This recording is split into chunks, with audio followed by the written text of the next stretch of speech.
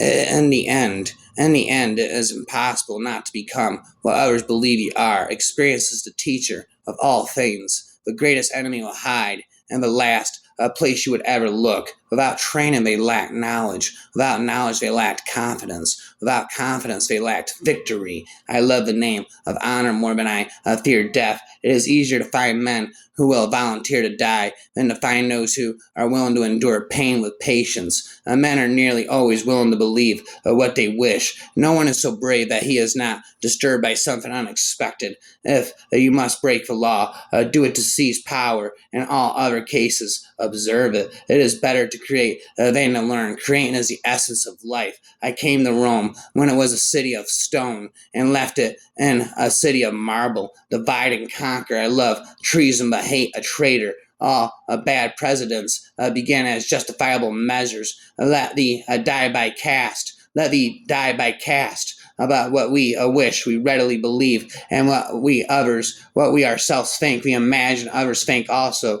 When I was 5 years old, my mom always told me that happiness was the key to life. When I went to school, they asked me what I wanted to be when I grow up. I wrote down happy. They told me I didn't understand the assignment, and I told them they didn't understand life. Rhymes.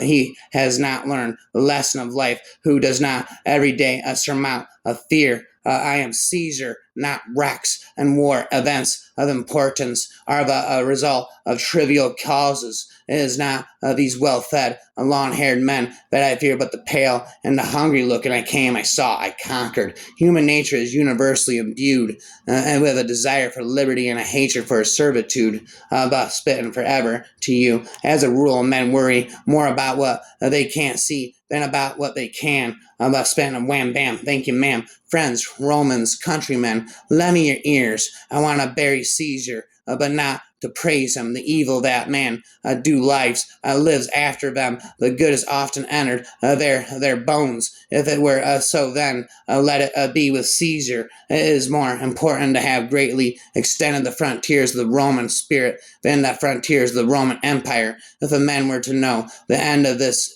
day's business, ere it come, but it suffice us that the day will end, and then the end will be known. If we meet again, well, then we'll smile, and if not, then this parting was well made. The Romans formed a line of manlets and constructed a siege terrace. When they began to erect a siege tower at some distance, the defenders on the wall at first made abusive remarks and ridiculed the idea of setting up such a huge apparatus so far away. Did those Pygmy Romans, they asked with their feeble hands and muscles. Imagine that they could mount such a heavy tower on top of a wall. All the Gauls are inclined to be contemptuous of our short stature, contrasting it with their own great height. But when they saw the tower in motion and approaching the fortress walls, the strange, unfamiliar spectacle frightened them, and the sent envoys to ask Caesar for peace. The envoys said they were forced to the conclusion that the Romans had divided aid in their warlike operations, since they could move up apparatus of such height and such a speed. When the gods intend to make a man pay for his crimes, they generally allow him to enjoy moments of success in a long period of impunity, so that he may feel his reverse of fortune when it eventually comes all the more keenly. Lebenter, Hamines, spent rhyme all night. The ground in front of his camp was ideal for deploying the army for action. The low hill on which the camp stood was of just the right width on the side facing the enemy for the legions to occupy in battle formation. On each flank it descended steeply to the plain, while in front it formed a slight ridge, and then slopped gently down on either side of the hill. Caesar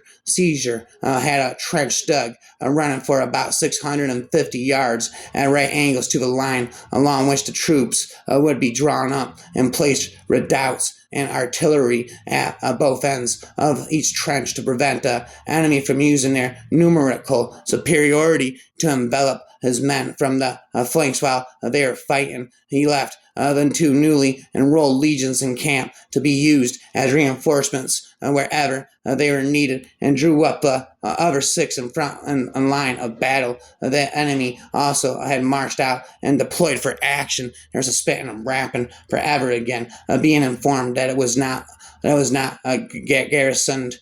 He tried to storm it directly arrived, but the width of the moat and the height of the wall enabled a few defenders to repel his assault. After constructing a camp, therefore, he formed a line of mantlets and set about the usual preparations for a siege. But the next night, before his preparations were completed, the whole fugitive army of the secessions were crowded into the place. When they saw the mantlets rushed up to the wall, earth shoveled into the moat, and siege towers erected, they were alarmed by the impressive size of the apparatus, which had never before been seen or heard of in Gaul, and by the speed with which the Romans worked, spending their Hertz, all the knowledge in the universe out with a Hertz.